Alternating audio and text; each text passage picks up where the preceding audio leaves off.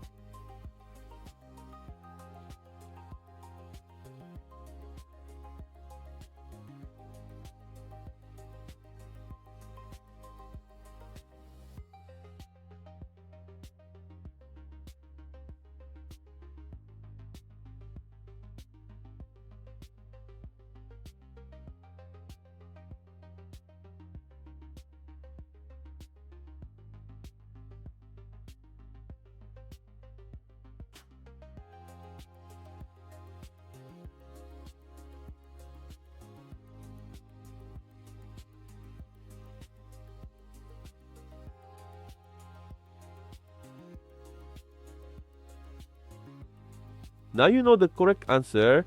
If you got it right, comment below. If you got it wrong, don't worry. This type of expression tricks many people. Leave your like and subscribe to the channel and follow the upcoming challenges. See you in the next video.